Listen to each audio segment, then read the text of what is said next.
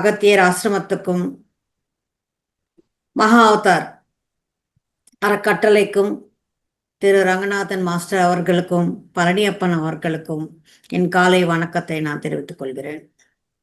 My dear masters, துளசி தலம் பத்ரிஜி 30க்கும் மேற்பட்ட புத்தகங்கள் எழுதியிருக்கிறார். அதில் முதலாவதாக இருப்பது துளசி தலம். இதனுடைய சிறப்பு என்ன? துளசி தலம் என்ற பெயர் அந்த புத்தகத்துக்கு ஏன் வச்சாங்க? பத்ரி சார் ஒரு வாட்டி திருவத்திலிருந்து வேற ஒரு ஊருக்கு சென்று கொண்டிருக்கிறார். அவருக்கு நிறைய யோசனைகள் வருது. ஒரு பாவ பரம்பரைன்னு சொல்றோமே, அந்த பாவனைகள் வந்து கொண்டே இருக்குது. இந்த உலகத்தில் எத்தனையோ ஆன்மீக பிரிவுகள் இருக்கு, மதங்கள் இருக்கு, பலதும் இருக்கு. சில பேர் நாங்க வைஷ்ணவம்னு சொல்லுவாங்க, சில பேர் சைவர்கள்னு சொல்லுவாங்க, சில பேர் எங்களது காயத்ரி பரிவாரம்னு சொல்லுவாங்க, சில பேர் துவைத்தம், அத்வைத்தம், விசிஷ்ட அத்வைத்தம். இதுல இன்னும் நிறைய சம்பிரதாயங்கள் இருக்கு. இப்போ யுக்தேஸ்வர் கிரின்னு அதெல்லாம் கிரி சம்பிரதாயம், முக்தானந்தா ஜீவானந்தான்னு அது ஆனந்த சம்பிரதாயம், போலேநாத் இது நாத் சம்பிரதாயம். சில பேர் காயத்ரி மந்திரத்தை உச்சரித்து கொண்டிருப்பாங்க, அவங்க காயத்ரி பரிவாரம்னு சொல்லுவோம். ராதா சத்சங்கம் இருக்கு, வாழும் கலை இருக்கு, இந்த மாதிரி எத்தனையோ இருக்கு ஆன்மீகத்தில். இத்தனை இருக்கும் போது அப்ப பிரமிடு ஆன்மீக மன்றம் எந்த சம்பிரதாயத்தை நோக்கி இருக்கிறது? இதுக்கு ஒரு குட்டி கதை ஒண்ணு சொல்லியிருக்கிறாரு. பரம சத்தியம் இருக்கு. அந்த பரம சத்தியத்தின் மேல ஒரு அம்மாவுக்கு அதீதமான ஈர்ப்பு வந்தது. எப்படியாவது இந்த பரம சத்தியத்தை தானே வச்சுக்கணும், தன் கையிலேயே வச்சுக்கணும்னு சொல்லி நினைச்சாங்க. அதற்காக அந்த பரம சத்தியத்தை எப்படியும் தன் கைப்பற்றணும்னு சொல்லி துலாபாரம் எடுத்தாங்க. அவங்க கிட்ட இருக்கிறது எல்லாத்தையுமே போட்டாங்க. தங்கம், வெள்ளி, வஜ்ர வைடூரியங்கள், சீனாம்பரங்கள், என்னென்னலாம் இருக்கோ அவங்க கிட்ட சமந்தக மணி கூட இருக்கு, அது கூட வச்சாங்க. சமந்தக மணின்னா அது ஒரு நாளைக்கு இத்தனை கிலோ தங்கத்தை உருவாக்கி தரும், ப்ரொடியூஸ் பண்ணும். அதையும் போட்டாங்க. என்னதான் அவங்க கிட்ட இருக்கிற விலை உயர்ந்த மதிப்புல எத்தனை போட்டாலும் அந்த பரமசத்தியம் என்ற அந்த ஸ்ரீகிருஷ்ணர் ஒரு நூல் கூட அசையல. என்ன பண்ணணும் தெரியல. அப்ப இன்னொரு பெண்மணிக்கு அழைப்பு விடுக்கப்பட்டது, நீங்க தான் இது எப்படியாவது சால்வ் பண்ணணும்னு. அப்ப அவங்க வந்தாங்க. துளசி தலம் பக்தி ஸ்ரத்தையோட அந்த துளசி தலத்தை வச்சாங்க. அப்ப கரெக்டா அந்த தராசு கிருஷ்ணர் பக்கம் சாய்ந்தது. துளசி தலம்னா என்ன? ஒரு காம்பு, 2 இலைகள். அந்த 2 இலைகள் என்ன? அதுதான் துளசி தலம்னு சொல்லுவோம். இது சான்ஸ்கிரிட் வேர்டு. அந்த 2 இலை என்ன? ஒன்று உன் வாழ்க்கையை நீயே தான் சிருஷ்டித்து கொண்டு இருக்கிறாய் என்ற பரம சத்தியம். இன்னொன்னு ஆனாபானாசதி விபாசனா என்ற ஜானம். ஒன்று ஞானக்கண், இன்னொன்று ஜானக்கண். ஞானக்கண் எதற்கு? ஞானம் இருந்தால் மட்டுமே இந்த பூமியில் நாம் வாழ இயலும். அதாவது நாம் ஏதாவது ஒரு பொருள் வாங்கினா அதுக்கு ஒரு மேனுவல் கொடுப்பாங்க. அந்த பொருள் எப்படி தயாரிக்கப்பட்டது, எப்போ தயாரிக்கப்பட்டது, அதை எப்படி நம்ம யூஸ் பண்ணணும் என்னன்றது மேனுவல். இப்போ நம்ம மனுஷங்களாம் இந்த பூமியில் வந்திருக்கிறோம், நாமளும் ஒரு ப்ராடக்ட் மாதிரி தான். நமக்கு மேனுவல் இருக்கா? நம்மளை பற்றி நமக்கு ஏதாவது தெரியுமா? எப்படி வாழணும்னு தெரியுமா? ஏதாவது தெரியுமா நமக்கு? தெரியாது. விந்தையான விஷயம். ஒரு 10 ரூபாய் பெண்ணு வாங்கினாலும் அந்த பெண்ணு எப்படி யூஸ் பண்ணணும்னு அதில் எழுதியிருக்கும். ஆனால் இத்தனை பிறவிகள் எடுத்து நம்ம மனுஷங்க இந்த பூமியில் இருக்கிறோமே, நமக்கு மாத்திரம் மேனுவலே கிடையாது. கிடையாது மீன்ஸ் தொலைச்சிட்டோம். நம்ம மேனுவலை நாம் தொலைச்சிட்டோம். அந்த மேனுவல் தான் இந்த ஆன்மீகம்.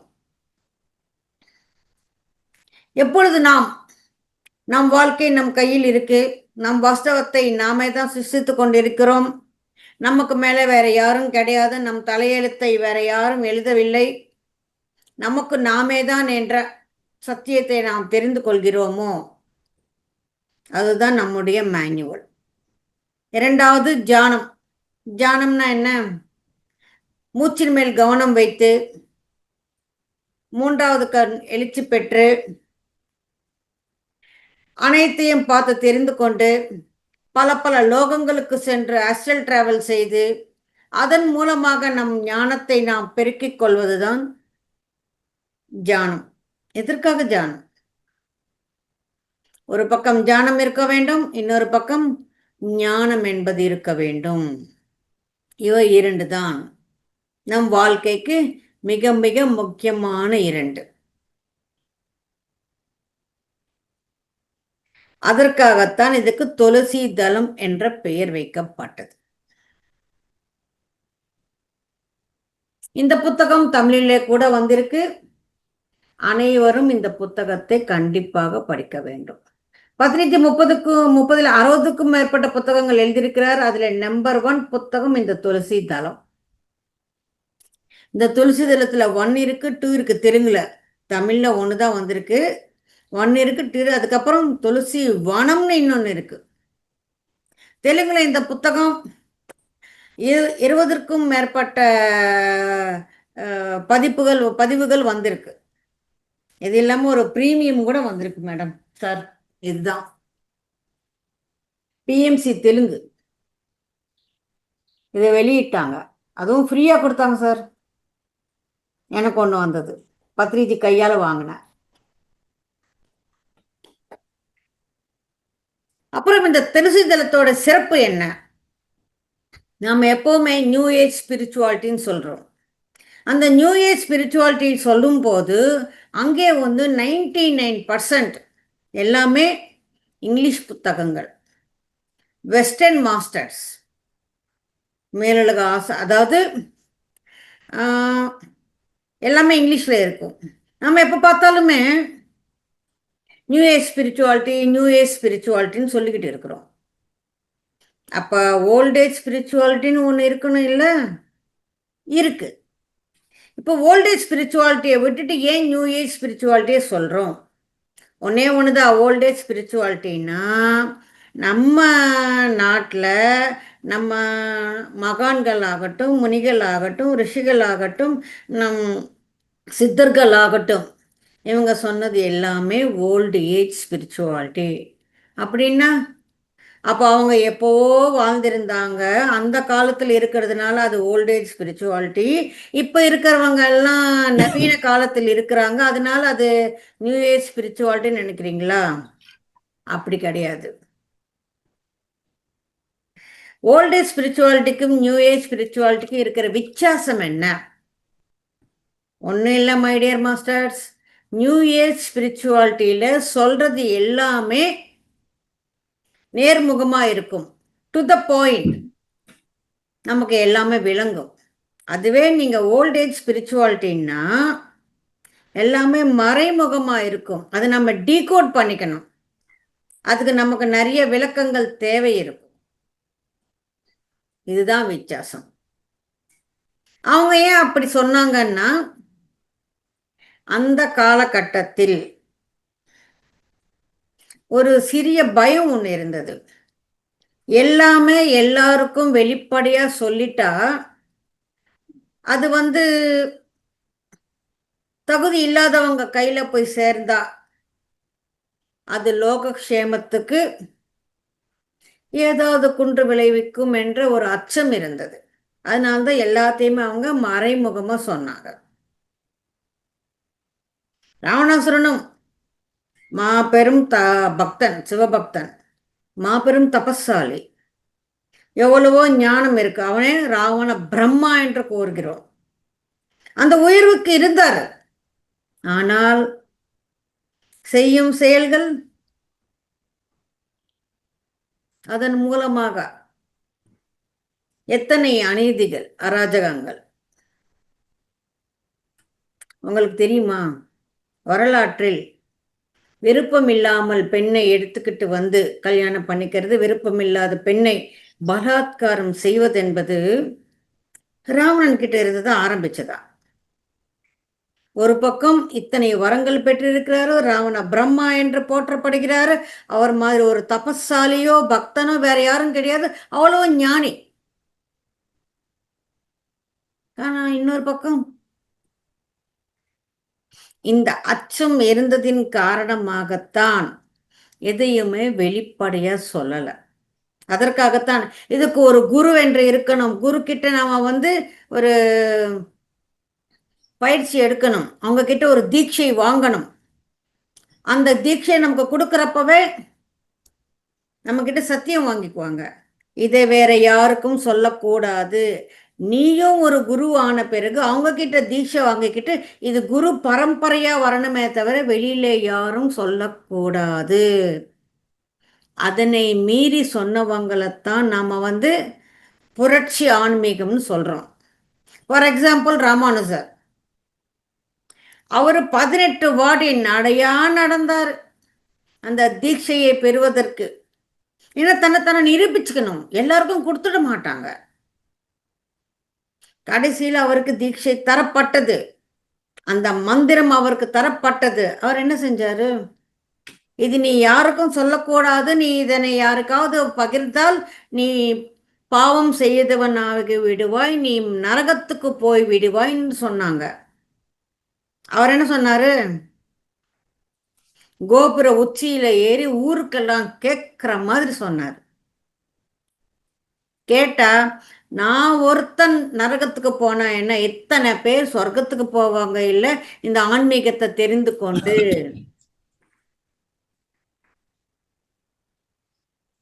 பத்திரிகை வர்ற வரைக்கும் நமக்கு தியானம்னா என்னன்னு தெரியாது, ஆன்மீகம்னா என்னன்னு தெரியாது.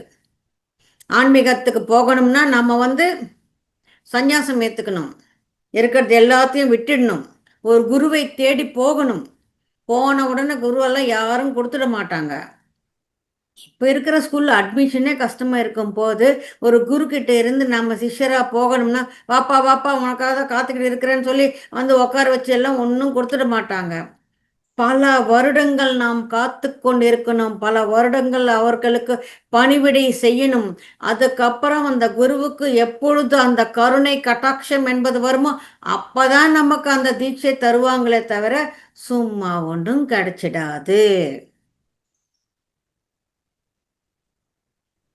அதையெல்லாம் போட்டுடைத்து தியானம்னா சுவாசத்தின் மேல் கவனம் என்று பலகையில எழுதி பஜார்ல வெளிப்படையா போட்டவர் பிரம்மர்ஷி பத்ரிஜி. இதுக்கு ஒரு லைவ் எக்ஸாம்பிள். ராஜமன்றி கிட்ட ஒரு சின்ன கிராமம். அந்த கிராமத்துல ஒரு பையனுக்கு ஆன்மீகத்தின் மேல ஈர்ப்பு. 10 வயசு இருக்கும் போது வீட்டில இருந்து வந்துட்டு ஊருக்கு ஒதுக்குப்புறமா இருக்கிற ஒரு சாமியார் கிட்ட சேர்ந்தார். கிட்டத்தட்ட 8 வருடங்கள் ஆச்சு. அவருக்கு இப்போ 18 வயசு. 8 வருடங்களும் அங்க பணிவிடை செஞ்சுக்கிட்டே இருக்கிறாரு. ஒவ்வொரு வருடமும் கேட்பாரு, சுவாமி எனக்கு எப்போ தீட்சை தரீங்க, குருவே எனக்கு எப்போ தீட்சை தருவீங்கன்னு.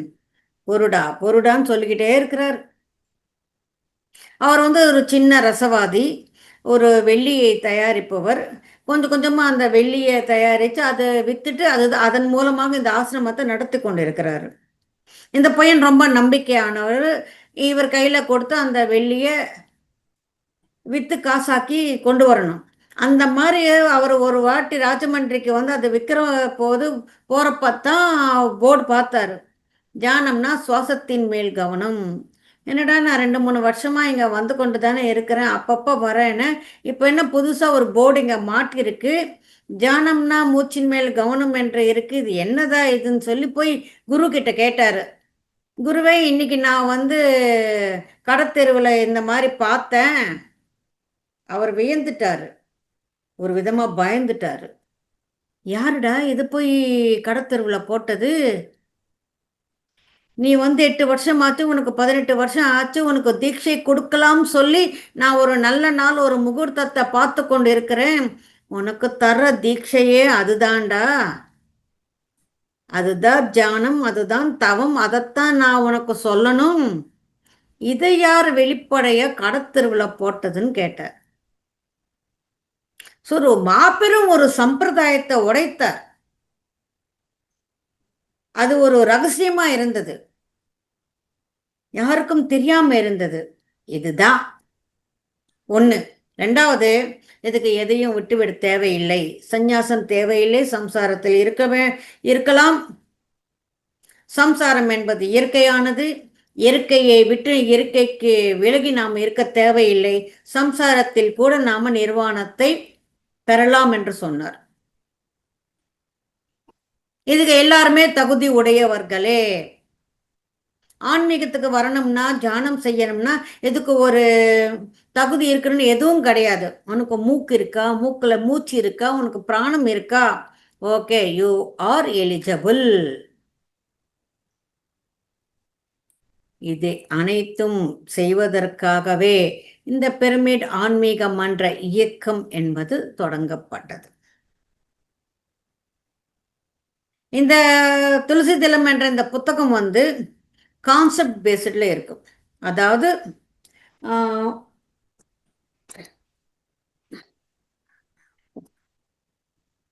ஒவ்வொரு பேஜிலையும் ஒவ்வொரு கான்செப்ட் இருக்கும். பெருசா நம்ம வந்து பக்கம் பக்கமா படிக்க தேவையில்லை, ஜஸ்ட் ஒரு பேஜில் ஒரு கான்செப்ட். அதுக்குன்னு நீங்க புக் எடுத்து ஒரு நாளைக்கு ஒரு 30 பேஜ் எல்லாம் படிச்சிட வேண்டாம். என்னுடைய சின்சியர் அட்வைஸ், ஒரு நாளைக்கு ஒன்று படிங்க, இல்லைன்னா காலையில் ஒன்று சாயங்காலம் ஒன்று படிங்க. அந்த படித்ததை நீங்கள் வந்து நல்லா பதிவு பண்ணிக்கோங்க, என்ன சொல்லியிருக்கிறாங்கன்றது. இந்த துளசி தலம் பொறுத்த வரைக்கும் இது எல்லாமே ஓல்ட் ஏஜ் ஸ்பிரிச்சுவாலிட்டி. நியூ ஏஜில் எதெல்லாம் சொல்லப்பட்டிருக்கு அதெல்லாம் ஓல்ட் ஏஜ் ஸ்பிரிச்சுவாலிட்டியில் கூட சொல்லப்பட்டிருக்கு. அது அனைத்தையுமே நமக்கு விளக்கி கொடுக்கிறார்.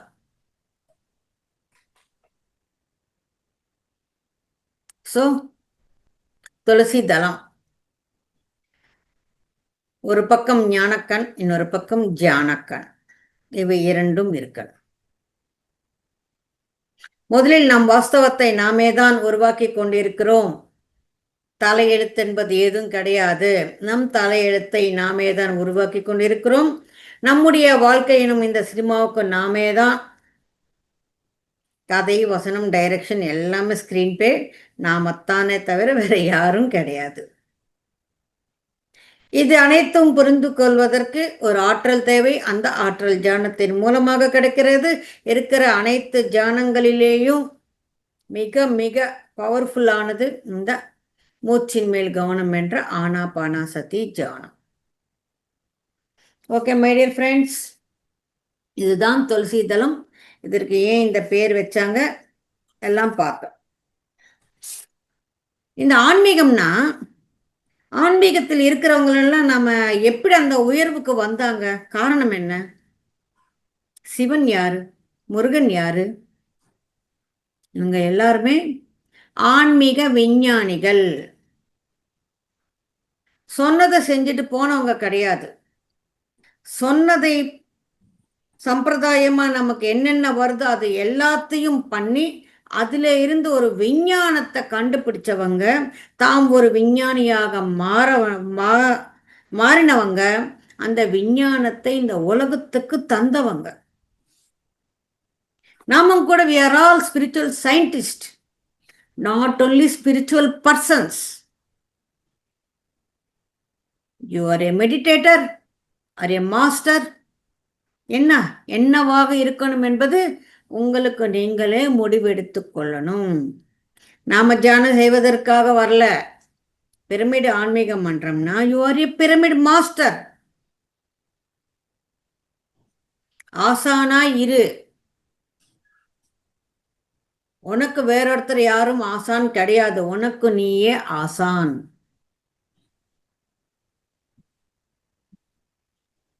உன் மூச்சு என்பது உனக்கு குருவாக இருக்கிறது. என்னடா நான் மூச்சு, நான் பிறந்ததுல இருந்து இருக்கு, அது எப்படி எனக்கு குருவாக இருக்கிறது? குருன்னா வெளியில தேடுறது கிடையாது. ஒருத்தர் இன்னொருத்தருக்கு குரு ஆக முடியாது. அப்போ மூச்சு என்ன செய்யுது? நமக்கு தெரியாமலேயே தியானத்துக்கு வர்றதுக்கு முன்னாடி வரைக்கும், அதாவது நம்ம மூச்சு இப்ப கூட எடுத்துக்கிட்டு தான் இருக்கிறோம். அந்த மூச்சு எனக்கு என்ன சொல்லித் தருதுன்னா, அது சொல்லித் தருவதை கேட்பதற்கு நாம் இத்தனை காலம் எந்த முயற்சியும் எடுக்கவில்லை. எப்பொழுது நாம் கண்ணை மூடிக்கொண்டு இந்த மூச்சை கவனிக்கிறோமோ, ஞானம் அனைத்தும் உள்ளே இருக்கிறது. நம் தேடலோ வெளியில் இருக்கிறது. வெளியில தேடினா எதுவும் கிடைக்காது. வேணும்னா ரெஃபரன்ஸ் கிடைக்கலாம். இந்த புத்தகத்துல இது இருக்கு, அந்த மாஸ்டர் அது சொல்லியிருக்கிறாங்க, இந்த ஆன்மீக மன்றத்தில் இது சொல்லித்தராங்க, ரெஃபரன்ஸ் வேணா இருக்குமே தவிர அனைத்தும் நமக்குள்ளேயே இருக்கு. அதைத்தான் நம்ம டிஎன்ஏன்னு சொல்றோம், ஜீன்ஸ்ன்னு சொல்றோம். அப்படியே தாத்தா மாதிரி இருக்கிறான், அப்படியே அவங்க மாமா மாதிரி இருக்கிறான், இதெல்லாம் வரும்போது நாம எத்தனையோ பிறவிகள் எடுத்து இங்கே நம்ம வந்திருக்கிறோம். அந்த பிறவிகளில் நம்ம பல ஞானங்களை நாம பெற்றிருக்கிறோம். அப்ப அந்த ஞானமெல்லாம் எங்க போச்சு? வெறும் நம்மளுடைய பழக்க வழக்கங்கள், முக பாவனைகள், அதுதான் வருமா இந்த வம்சத்திலிருந்து? அப்ப இத்தனை பிறவிகள் எடுத்து இருக்கிறோமே, அந்த பிறவிகளுடைய ஞானமெல்லாம் எங்க இருக்கு? அது எங்கேயே தனியே இருக்கு. நான் எங்க இருக்கிறேன்னா இல்லையே. இத்தனை பிறவிகளா நான் பெற்ற அனைத்து ஞானமும் எனக்குள்ளேயே இருக்கு. அதனால்தான் குருவை வெளியிலே தேட தேவையில்லைன்னு சொன்னாங்க. உங்களுக்கு தெரியுமா? அவங்கெல்லாம் மகான்கள், அவங்கெல்லாம் சித்தர்கள், இமயமலையத்துல பல 100 வருடங்கள் தவம் புரிந்தவங்க. அவங்களுக்கு எவ்வளவோ ஞானம் இருக்கு. நான் சும்மா இங்க ஏதோ பிறந்திருக்கிறேன். அவங்கள விட நான் எப்படி வசதியாவேன்? உங்களுக்கு தெரியுமா? இமயமலைக்கு போய் பல வருடங்கள் தியானம் செய்து அனைத்து ஞானத்தையும் பெற்றாங்க. ஓகே, தெரிஞ்சுக்கிட்டாங்க. அதுக்கப்புறம் உயிரை விட்டாங்க. வாட் நெக்ஸ்ட் என்ன? நீங்க மலை இறங்கி வந்து இந்த ஜன அரண்யத்தில் நீங்களும் பிறவி எடுத்து போன பிறவிகளில் நீங்க எதையெல்லாம் கத்துக்கொண்டீங்களோ அதை அனைத்தையும் இங்கே எக்ஸ்பெரிமெண்ட் பண்ணணும். புத்தகத்துல படிச்சது நீங்க கரெக்டா எக்ஸ்பெரிமெண்ட் பண்றீங்களா இல்லையான்னு கெமிஸ்ட்ரிக்கு ஒரு லேப் இருக்கும் போது, ஆன்மீகத்துல இவ்வளவும் தியரிட்டிக்கலா தெரிந்து கொண்டோமே, அப்ப பிராக்டிக்கல்ஸ் எங்கே? அந்த பிராக்டிக்கல்ஸ் தான் இந்த வாழ்க்கை. நாமளும் சாதாரண மனிதர்கள் யாரும் கிடையாது. இதை போல் எத்தனையோ நாம செஞ்சு அதுக்கப்புறம் இங்க பிராக்டிக்கலா அதை அனைத்தையும் இந்த வாழ்க்கையில் எக்ஸ்பீரியன்ஸ் பண்றதுக்காகத்தான் இங்க வந்திருக்கிறோம். ஸோ அப்ப அந்த ஞானமெல்லாம் எங்க இருக்கு? உள்ளே இருக்கு. நம்ம தேடல வெளியில இருக்கு. அப்ப உள்ளே இருக்கிற ஞானம் நமக்கு வரணும்னா உள்ளே போய் கொண்டு வருவதற்கு ஒருத்தர் இருக்கணும். இல்லாத யாரு? நம் மூச்சு தான். அது வெளியிலேயும் இருக்கு, உள்ளேயும் இருக்கு. உள்ளே போன அந்த மூச்சு தட்டி எழுப்ப அந்த ஞானத்தை அனைத்தையும் உனக்கு தருகிறது. அப்ப நான் பிறந்ததுல இருந்து இந்த மூச்சை நான் எடுத்துக்கிட்டு தானே இருக்கிறேன். அப்ப அந்த ஞானமெல்லாம் எனக்கு கொடுத்ததான்னா அப்ப நமக்கு அவேர்னஸ் இல்லை. அதை கேட்கிற ஃப்ரீக்குவன்சியில நாம இல்லை. அது சொல்லி கொண்டுதான் இருக்கு. ஏதாவது ஒரு பிரச்சனை வந்தா சைலண்டா இருந்து யோசிக்கிறோம் யோசிக்கிறோம் யோசிக்கிறோம். எப்போ நீங்க அந்த யோசிப்பதின் ஒரு உச்சத்துக்கு போறீங்களோ, அந்த சைலன்ஸ் வருதோ, அப்ப ஹே திடீர்னு தோணுச்சுப்பா, திடீர்னு தட்டுச்சு. எங்கிருந்து வந்தது திடீர்னு? அந்த திடீர் எங்கிருந்து வந்தது? நீங்க எப்போ அதை சிந்திச்சு சிந்திச்சு ஒரு ஆள் மனதில் ஒரு சைலன்ஸுக்கு போறீங்களோ, உங்களுக்குள்ள இருக்கிற அந்த ஞானம் உங்களுக்கு சொல்லுது, நீங்க ஆன்மா. நமக்கு மேல ஒரு பூர்ணாத்மா இருக்கு. பூர்ணாத்மானா எல்லா விஷயங்களிலேயும் 360 டிகிரியில ஞானத்தை பெற்றிருப்பவள். அந்த பூர்ணாத்மா உனக்கு ஒரு ஐடியா சொல்லுது. அதை சொல்றதை நாம கேட்கணும்னா நாமளும் ஒரு ஃப்ரீக்குவன்சில இருக்கணும், ஒரு சைலன்ஸ்ல இருக்கணும். பல பேர் சொல்லுவாங்க, எனக்கு கனவுகளில தோன்றுச்சு, இல்லை நான் குளிக்கும் போது தோணுச்சு, நான் யோசிச்சுக்கிட்டே இருக்கிறேன், ஒரு கட்டத்துல இது எனக்கு புரிஞ்சுது. நீங்க எல்லாத்தையும் பார்த்தீங்கன்னா அந்த சைலன்ஸ்,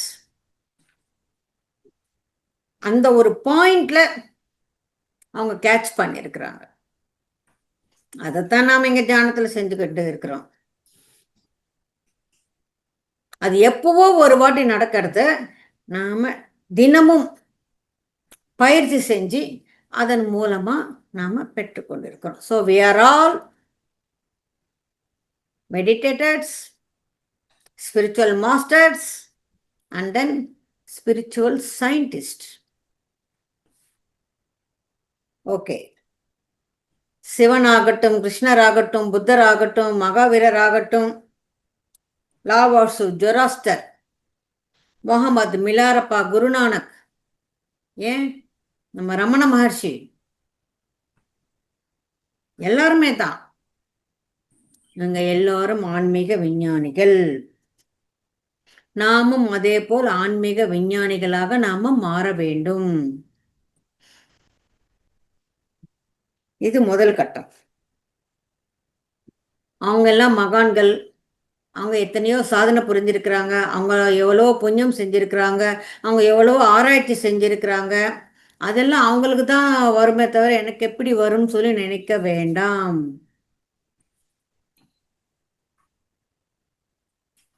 இது அனைத்தும் அனைவருக்கும் வரும். Only 1 minute master.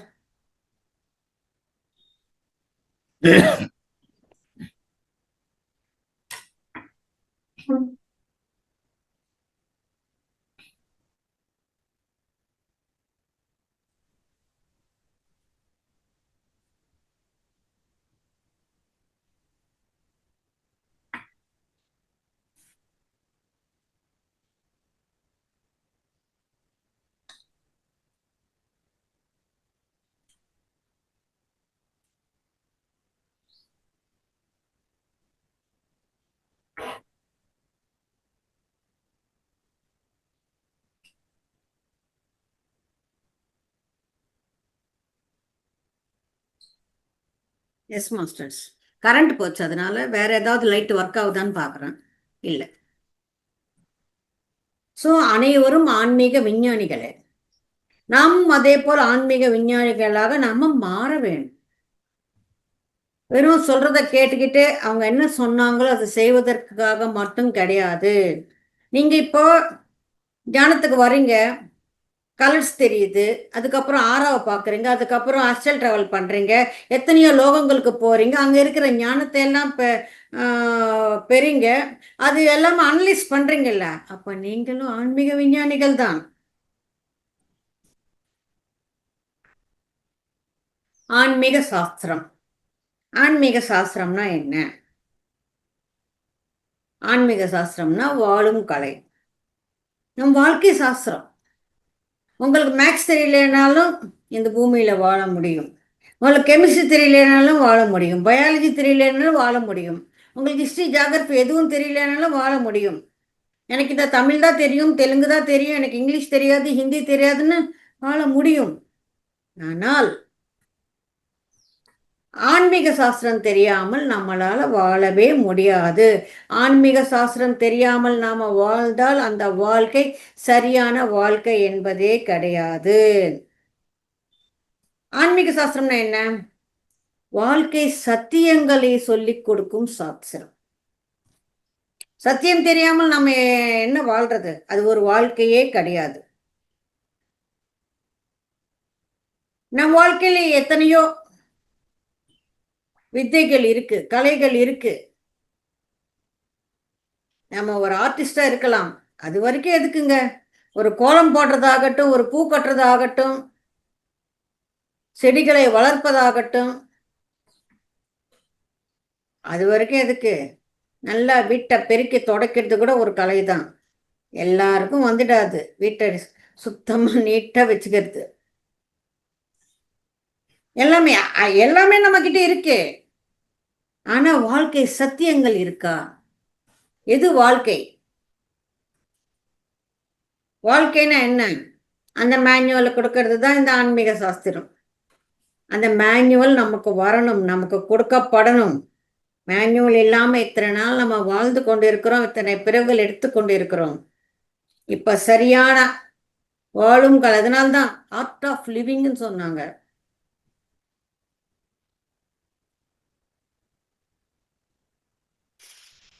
இதுல என்ன ஒரு விசேஷம்னா, பிரமிட் மாஸ்டர்ஸ் பிரமிட் சொசைட்டி இங்க வந்து பிரமிட் சொசைட்டி என்ன சொல்றதோ அதை மாத்திரம் கேட்டுக்கோங்கன்னு சொல்லி சொல்றது இல்லை. ஒரு வண்டு, ஒரு தேனி எப்படி பல பூக்களில இருந்து அந்த தேனை எடுக்குதோ அதே மாதிரி எங்கே உங்களுக்கு ஆன்மீக சத்தியங்கள் சொல்லப்படுதோ அனைத்தையும் எடுத்துக்கோங்க. பத்ரிஜி சொன்னதே கேட்கணும். பிரமிட் ஆன்மீக மன்றத்தில் என்ன சொல்றாங்களோ அது மாத்திரம் கேட்கணும், எதுவும் கிடையாது. ஓஷோ புத்தகங்களை படிங்க, ரமண மகர்ஷி போதனைகளை கேளுங்க, வேதாத்ரி மகர்ஷி சொன்னதை கேளுங்க, லிவிங் மாஸ்டர்ஸ், ரீசெண்ட் மாஸ்டர்ஸ், அதற்கு முன்னாடி யார் எங்கே எதை சொல்லியிருந்தாலும் அனைத்தையும் கேளுங்கள். நீங்கள் தேனியாக இருந்து உங்கள் வாழ்க்கைக்கு வேண்டிய அனைத்து சத்தியங்களையும் ஆன்மீகத்தை எல்லாரிடமும் இருந்து நீங்கள் பெற வேண்டும். நான் ரோஜா மலர்ல இருந்து மாத்திரம்தான் தேன் எடுப்பேன், வேற எந்த மலருக்கும் போக மாட்டேன்னு தேனி சொல்லாது.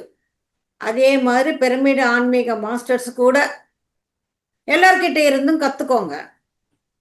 பிரமிடு ஆன்மீக மன்றம், ஆன்மீகம் என்ன தெரியுமா? பயமின்மை. அதுக்கு மாபெரும் உதாரணம், நீங்க தேனியாக இருங்கள், எல்லா சொசைட்டிக்கும் போங்க, எல்லா மாஸ்டர்ஸையும் படிங்க, எல்லா மாஸ்டர்ஸ் கிட்ட இருந்து தெரிஞ்சுக்கோங்க.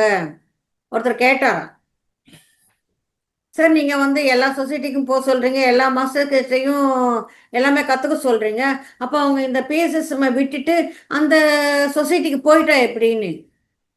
போங்க, யார் பிஎஸ்எஸ்எம்ல இருக்க சொல்லி சொன்னது? உங்களுக்கு எங்க கம்ஃபர்ட்டா இருக்கோ, உங்களுக்கு எது மனசுக்கு பிடிச்சிருக்கோ, எது உங்களுக்கு நல்லதுன்னு தோணுதோ அங்கேயே இருங்க. இதுவும் நல்லதுதான், அதுவும் நல்லதுதான். இட்லி நல்லதா தோசை நல்லதான்னு கேட்டா கணவருக்கு இட்லி பிடிக்கும், மனைவிக்கு தோசை பிடிக்கும், ரெண்டுமே ஒரே மாவுதான். அந்த மாதிரி பயமின்மை, அவன் இங்க இருந்து போயிடுவானோ, நாம் எங்கேயே பிடிச்சு வச்சுக்கிட்டு இருக்கணும், அவனை எங்கேயும் நகர்த்த விடாம அப்படியே, அதாவது சிறை பிடிச்சு வைக்கிற மாதிரி ஒரு கைதியா வச்சுக்கணும் என்ற எண்ணம் பிரமிட் ஆன்மீக மன்றத்துக்கு கிடையாது. இது பத்ரிஜியின் மாபெரும் தைரியத்துக்கு ஒரு உதாரணம்.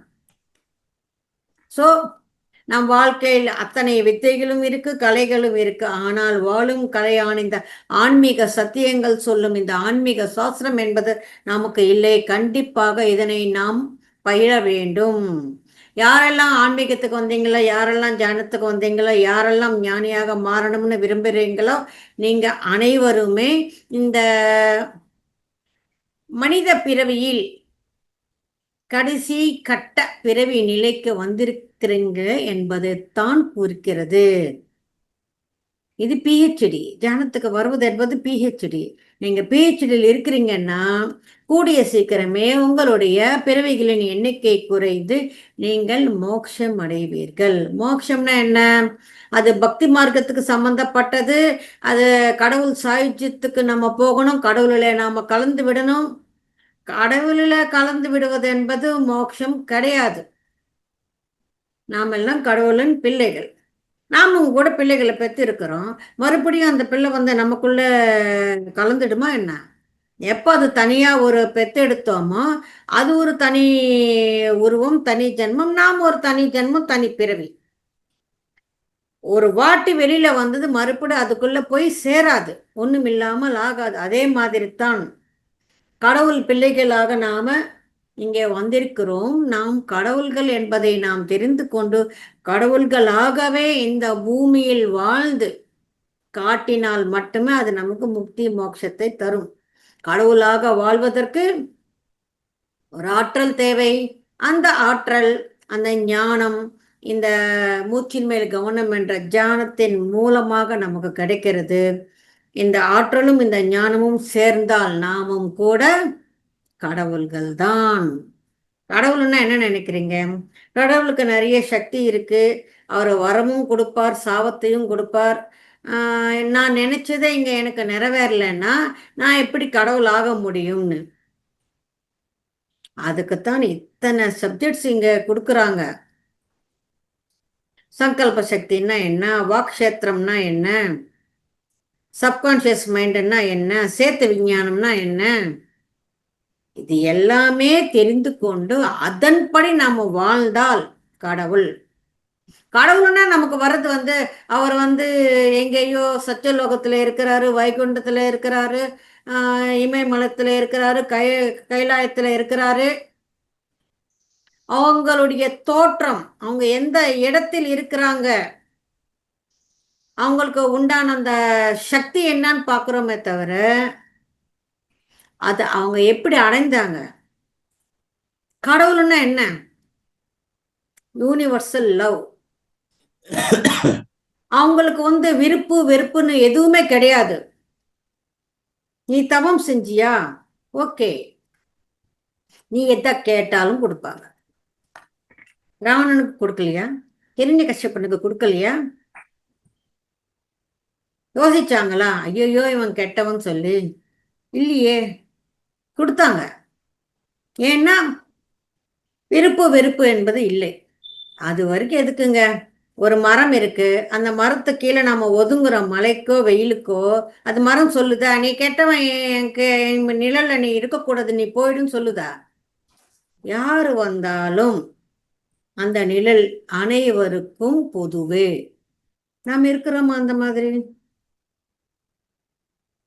கடவுள் குணங்கள் என்ன என்பதை தெரிந்து கொண்டு அந்த குணங்களை நமக்குள்ளே நாம வளர்த்து கொள்ள வேண்டும். அந்த குணங்கள் மாறினால் மட்டுமே கடவுள்களாக நாம இங்கே வாழ முடியும். குணங்கள் மாறாமல் யோசனைகள் மாறாது, யோசனைகள் மாறாமல் செயல்கள் மாறாது, செயல்கள் மாறாமல் நாம் எப்படி கடவுளாக முடியும்? பழனியப்ப சார் கோபம் வந்து மேடம் நீங்க போயிடுங்கன்னா நான் போயிடணும். இப்ப இந்த வகுப்பை விட்டுட்டு ஏன் சார் எனக்கு 7 மணி வரைக்கும் கொடுத்துருக்குறீங்க, 7 இல்லை 7:30 மணி வரைக்கும் நான் இருக்கிறேன்னா இருக்கணும், நீங்க எப்படி போக சொல்வீங்கன்னு நான் அவர்கிட்ட சண்டை போடக்கூடாது. ஓகே போகணுமா? S okay. இன்னைக்கு இல்லைன்னா நாளைக்கு வரப்போறேன், நாளைக்கு இல்லைன்னா அடுத்த மாசம் வரப்போறேன், அவ்வளவுதானே. ஒருவேளை இந்த பிளாட்ஃபார்ம்லயே எனக்கு கூப்பிடலன்னு வேற ஒரு பிளாட்ஃபார்ம் எனக்கு உருவாகும். இதுல கோபிச்சுக்கிறதுக்கு எதுவுமே இல்லை, அடம் பிடிக்கிறதுக்கு எதுவுமே இல்லை.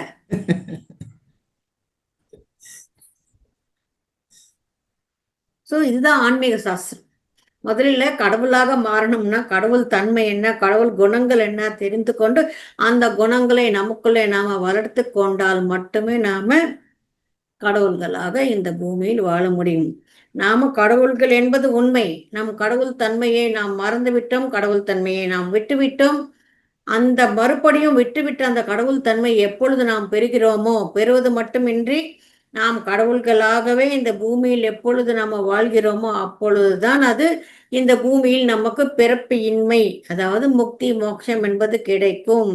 அதுக்கு வேண்டியது ஆற்றல், ஃப்ரீக்வன்சி, வைப்ரேஷன். இந்த பூமிக்குன்னு ஒரு ஃப்ரீக்வன்சி இருக்கு, அந்த ஃப்ரீக்வன்சிக்கு மேட்சிங்க நம்ம ஃப்ரீக்வன்சியும் வளரும் போது நாம் இந்த பூமியில் இனி பிறக்க தேவையில்லை.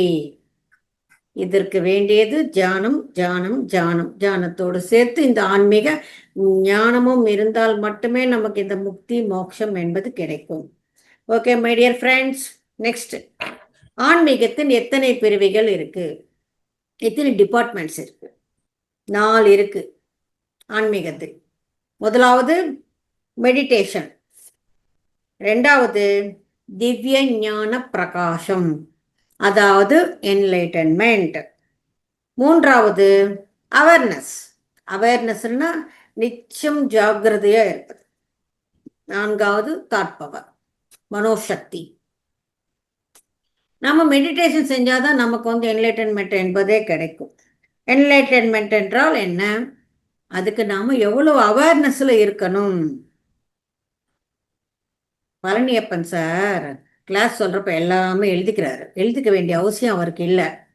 நீங்க வந்தாலும் வராட்டியும் அவர் 3 வாரமும் வந்து ஆகணும். 21 டேஸ் 21 டேஸ் அவர் எழுதிக்கிறாரு. காரணம் அந்த அவேர்னஸுக்காக, சின்சியாரிட்டி. எல்லாமே தெரிஞ்சுக்கணும், எல்லாமே எழுதி வச்சுக்கணும். ஒரு மாஸ்டர் எப்பவும் சொல்வாரு, இதெல்லாம் ஒரு வாட்டி கேட்டா பத்தாது. வந்துட்டாரு நம்ம ரமா சார். இது நிறைய வாட்டி கேட்கணும், நிறைய வாட்டி கேட்டாதான் அது நமக்கு பதியும். அது பதிந்தால்தான் நமக்கு இன்னும் மண்ணும் அதன் போல நாம வாழ்க்கை வாழ முடியும்னு சொல்வாரு. அந்த எழுதிக்கிட்டது மறுபடியும் மறுபடியும் படிக்கும் போது அது மனசுக்குள்ள பதியும். அது பதிய வைக்கிறதுக்காக, that is what we call awareness. எல்லாத்தையும் அவேரா இருக்கணும், நிச்சய ஜாகிரதை. இதெல்லாம் 3 இருக்கும்போது என்ன நடக்கும்? மனோசக்தி என்பது பெருகும். சக்தி வெளியில எங்கேயோ இல்லை, நம் மனதுக்கு அவ்வளவு சக்தி இருக்கு. எண்ணம் போல் வாழ்க்கைன்னு சொன்னாங்க. நீங்க என்ன எண்ணம் இருக்கிறீங்களோ அந்த எண்ணத்துக்கு தகுந்த மாதிரி உங்க வாழ்க்கை என்பது இருக்கும்.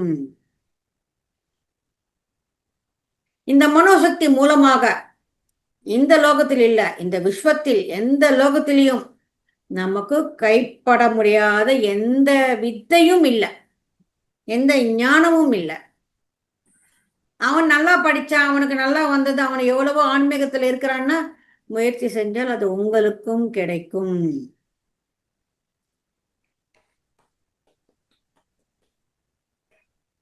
அவன் ஐஏஎஸ் டிகிரி இருக்கு, ஐஏஎஸ் பாஸ் பண்ணாரு, அதனால ஒரு கலெக்டரா இருக்கிறாரு. அந்த ஞானம் உங்களுக்கு வேணும்னா நீங்களும் அந்த சிலபஸ் எடுத்துக்கோங்க, அந்த புக்கெல்லாம் படிங்க. எக்ஸாம் எழுதணும்னு ஒன்றும் தேவையில்லை, நம்ம ஐஏஎஸ் கலெக்டர் ஆகணும்னு ஒன்றும் இல்லை. அங்க இருக்கிற அந்த புத்தகங்களை படிச்சு அந்த ஞானம் நமக்கும் வரப்போகுது, அவ்வளவுதானே. என்ன, இந்த ஞானத்தை பயன்படுத்துவதற்கு அவங்களுக்கு ஒரு பிராக்டிகல்ஸ் இருக்கு. இப்ப இருக்கிற கலெக்டர்ஸ்கெல்லாம் இருக்குது இல்லையா, அது $1 மில்லியன் கொஸ்டின், அது வேற சங்கதி.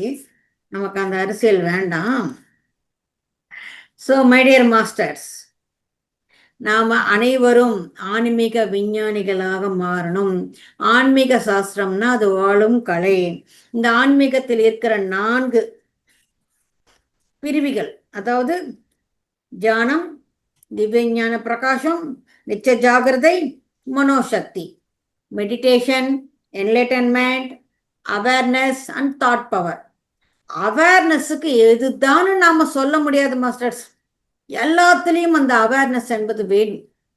எவ்வளவு நாம உன்னிப்பா கவனிக்கிறோம், எவ்வளவு உன்னிப்பா கேட்கிறோம், எவ்வளவு சின்சியரா அதை நாம பதிய வச்சுக்கிறோம், அதுக்கேற்றவாறு நம்மளை நாம எப்படி மாத்திக்கிட்டோம். ஒண்ணுமே இல்லை. பட்டு புடவைகளை கட்ட வேண்டாம், பூக்களை நீங்க யூஸ் பண்ண வேண்டாம் சொன்னா எத்தனை பேரால் அதை செய்ய முடியுது? பட்டு பூச்சிகள் அதை கொன்னு அதுல இருந்து அந்த பட்டு நூலை எடுத்து அதை ஆடையா செய்யறாங்க. அந்த ஆடையை போட்டுக்கிறதுக்கு நாம எத்தனை லட்சம் பூச்சிகளை கொண்டுட்டு தான் செய்யணுமா? எத்தனை பேர் ஃபாலோ பண்றீங்க? ஐயா, எப்படிங்க கல்யாணத்துக்கெல்லாம் போறது? ஏன் இந்த ட்ரெஸ்ஸோட போனா கல்யாணத்துல நமக்கு என்ன ட்ரெஸ் கோடு ஏதாவது வச்சிருக்கிறாங்களா? இது போட்டுக்கிட்டு போகலன்னா நம்மளை உள்ள விட மாட்டாங்களா? இல்லை அந்த தம்பதியரை ஆசீர்வாதம் பண்ணுறதுக்கு நமக்கு தகுதி இல்லாமல் போயிடுமா? இல்லை பந்தியில் நம்மளை உட்கார வைக்க மாட்டாங்களா? எதுவும் இல்லை. கேட்டா இது ஒரு சோஷியல் ப்ரெஷர், சமுதாயத்துல ஒரு நெருக்கடி இருக்கு, அதன் மூலமாக இதெல்லாம் நான் போட்டுக்க வேண்டியது இருக்கு. அது போடலைனாலும் ஒன்றும் ஆகாது. இப்பதான் ஒரு 30 40 வருஷமா ஜென்ஸ் எல்லாம் இந்த மாதிரி மாறி இருக்கிறாங்களே தவிர, அதுக்கு முன்னாடி அவங்க ஆபீஸுக்கு போனாலும், ஒரு ஷாப்புக்கு அவங்க கடைக்கு போனாலும் என்ன போட்டுட்டு போகணும், அதே தான் போட்டுக்கிட்டு கல்யாணத்துக்கும் வருவாங்க. அதே மாதிரி நாமளும் போக வேண்டியது தானே. மரியாதை மதிப்பு நமக்கே தவிர நாம் போட்டுக்கிட்டு இருக்கிற ஆடைக்கோ ஆபரணங்களுக்கோ இல்லை. இதுல முதல்ல நாம அது ஒத்துக்கிட்டாதான் மற்றவங்களை நாம ஒத்துக்கொள்ள வைக்க முடியும். இது இல்லைன்னா எனக்கு மரியாதை இல்லை, இது இல்லைன்னா எனக்கு கௌரவம் இல்லை, இது மாதிரி நான் போன எல்லாரும் என்னை பார்ப்பாங்கன்னு பார்க்கட்டும். எல்லாரும் ஐஸ்வர்ய ராய் பார்க்குறாங்க, என்னையும் பார்க்கட்டும். என்ன இப்ப நான் ஒன்றும் ஐஸ்வர்ய ராய்க்கு குறைந்தவ இல்லையே. அப்துல் கலாம் ஒரு ஸ்கூலுக்கு போனப்ப கேட்டாராம். அப்பதான் உலக அழகி போட்டிகள் நடந்து முடிந்திருக்கு. அதை பற்றி கேட்குறப்ப பலரும் பல ஆன்சர்ஸ் சொல்றாங்க, பதில்கள்.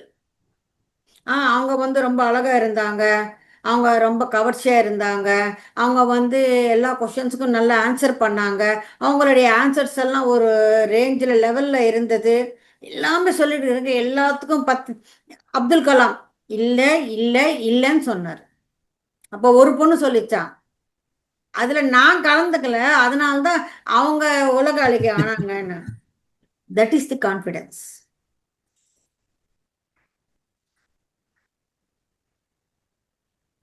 நமக்கு எங்க இருக்கு கான்ஃபிடன்ஸ்? இன்னும் எவ்வளவு ஆடம்பரமா போகணும், இன்னும் எவ்வளவு ஸ்டைலிஷா போகணும், இப்படித்தான் நாம் யோசிக்கிறோம். பூக்கள், பூ கொடுத்தா அது எப்படிங்க நீங்க வேண்டான்னு சொல்லுவீங்கன்னு கேக்குறாங்க என்ன. அது வேண்டாம்னு சொல்றதுக்கு கூட பயம். ஏன்னா நம்ம சுமங்கலியா இருக்கும் போது யாராவது பூ கொடுத்தா அது வேண்டாம்னு சொல்லக்கூடாது, அப்புறம் ஏதாவது ஆயிடுச்சுன்னா, ஏங்கம்மா உங்க கணவரோட உயிர் உங்க அந்த பூல தான் இருக்கா? ம். ராட்சசனுடைய பிராணம் எங்கேயோ 7 கடல் தாண்டி ஒரு கூண்டுல ஒரு கிளியில இருக்கா. அந்த மாதிரியே நம்ம கணவருடைய உயிர் என்ன பூலையே இருக்கு இல்லையே. இப்ப கணவங்க வச்சுக்கிறாங்களா பூவெல்லாம்? இல்லையே. நமக்கு மாத்திரம் ஏன்? எல்லாருக்கும் ஒரு பெரிய டவுட் இருக்கு. அந்த டவுட்டை கிளியர் பண்ணிட்டு இன்னைக்கு நான் இந்த உரையை முடிச்சுக்கிறேன். காய்கறி எல்லாம் நாம மரத்துல இருந்து பறிச்சுக்கிறோம், சாப்பிடுறோம். பூ மாத்திரம் என்ன எதுக்கு பறிக்க கூடாதுன்னு சொல்றீங்க? ரெண்டுமே அந்த மரத்துல இருந்து தானே, அதாவது அந்த செடியில இருந்து தானே வருது. நீங்க பூக்களை சாப்பிட்றதாக இருந்தால் நீங்கள் கண்டிப்பாக அதனை பறிக்கலாம். உயிர் வாழ்வதற்கு, நம்ம பசியை போக்குக் கொள்வதற்கு நம்ம செடிகளில இருந்து அது கத்திரிக்காய் ஆகட்டும், தக்காளி ஆகட்டும், வெண்டைக்காய் ஆகட்டும், அது பறிக்கிறோம். பூ எதுக்கு சாப்பிட்றதுக்காக பறிக்கிறோம்? இல்லையே. ஆடைகளுக்காக, ஆடம்பரங்களுக்காக, அலங்காரங்களுக்காக நாம பறிக்கிறோம். சரிப்பா, நான் வச்சுக்கல, பூஜை செய்யலாமா, கடவுளுக்கு கொடுக்கலாமான்னா, கடவுளுக்கு கொடுக்க வேண்டியது உன் மனம். கடவுள் சிருஷ்டித்த பூவை கடவுளுக்கே கொடுத்து பஜனை செய்யற கோஷ்டி நாமளாகத்தான் இருப்போம். கடவுள் அது கேட்கல, கடவுளுக்கு அது தேவையும் இல்லை.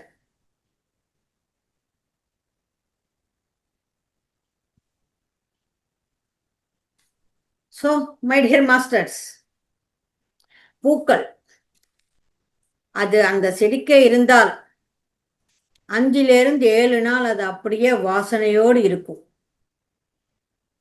பூக்களோடு நிறைந்த ஒரு செடியை பாருங்கள், ஒரு மரத்தை பாருங்கள், நம் மனம் என்பது எப்படி மென்மையாகிறது. எவ்வளவு சோகமாக இருந்தாலும் நீங்கள் அப்படி ஒரு வனத்துக்கு போய் ஒரு தோட்டத்துக்கு போய் நீங்க அந்த கிரீனரியை பார்க்கும்போது, அந்த மலர்களை பார்க்கும்போது நீங்கள் எப்படி ஹீல் ஆகுறீங்க? உங்க மனம் எப்படி மென்மை அடையுது? எந்த மாதிரியான ஆனந்தம் உங்களுக்கு கிடைக்கிறது? அதுல இருந்து நீங்க என்ன பெறீங்க? நமக்கு தெரியாமலேயே நமக்கு ஒரு ஆனந்தத்தை கொடுக்குது. பூக்களோடு இருக்கிற ஒரு மரத்தை பாருங்க, பூக்களை எல்லாமே பறிச்சிட்ட பிறகு அந்த மரத்தை பாருங்க, அது எப்படி இருக்கு?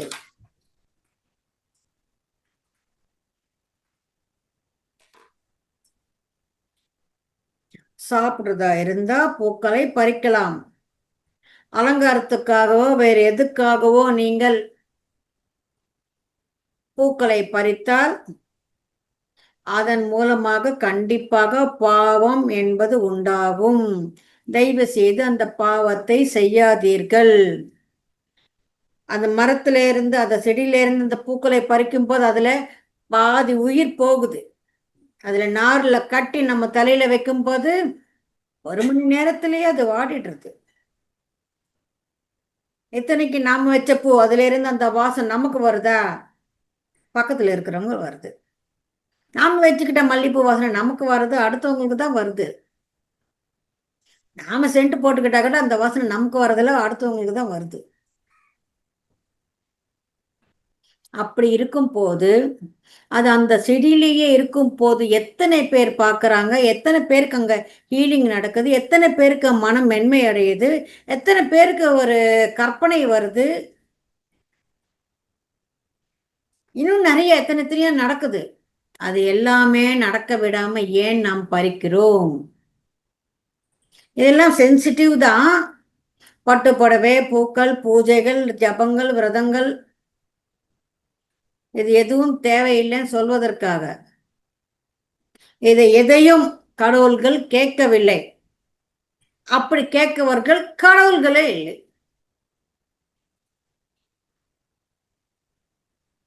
நமக்கு என்னென்ன தோணுதோ அதை எல்லாத்தையும் நாம அங்க செஞ்சுட்டு இதெல்லாம் கடவுள் கேட்டாருப்பான்னு போலியான ஒரு புருடா போட்டுக்கிட்டு இருக்கிறோம்.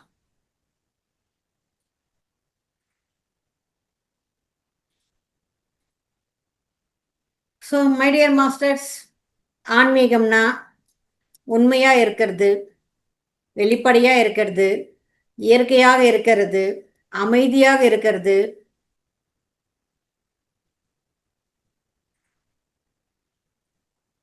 எல்லா உயிரினங்களும் எப்படி இருக்கோ அதே மாதிரி மனுஷனும் இந்த பூமியில இயற்கையோடு இணைந்து எல்லா உயிரினங்களுக்கும் பாதுகாப்பாக எளிமையா இருக்கிறது தான் ஆன்மீகம். இப்போ ஆன்மீகம்னால பெரிய பெரிய தங்க சிம்மாசனங்கள், கிரீடங்கள், தங்கத்தில் அப்படியே ஜொலிக்கிறாங்க. இது ஆன்மீகம் கிடையாது. ஆன்மீகத்தில் no metals, only mental change.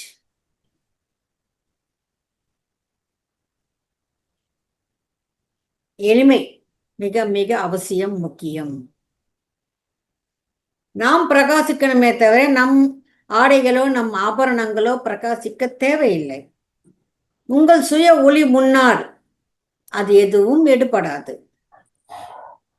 இதெல்லாம் தெரிந்து கொண்டு அதுக்குன்னு ஆன்மீகம்னு சன்னியாசியாக போக தேவையில்லை.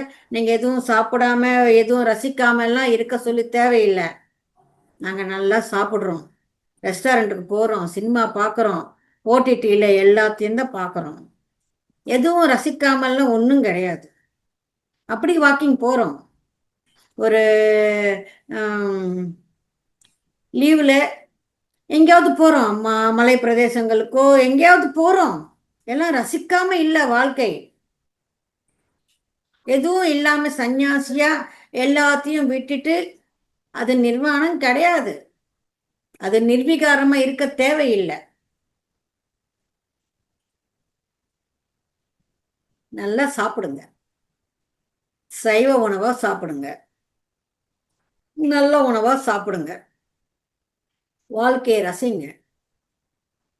ஆனா நியூஸ் பேப்பர் படிக்காதீங்க, நியூஸ் சேனல்ஸ் பார்க்காதீங்க. வேண்டாத பயம், இந்த நெகட்டிவ் எனர்ஜி, நெகட்டிவ் ஃபோர்ஸ் அனைத்துமே இந்த print media and video media மூலமாகத்தான் நமக்குள்ள ஒரு பயத்தை உருவாக்கி நாம என்ன செய்கிறோம் என்ற அந்த அவேர்னஸை தாண்டி நாம கொடூரமா வாழ்வதற்கு ஒரு காரணமாக இருக்கிறது.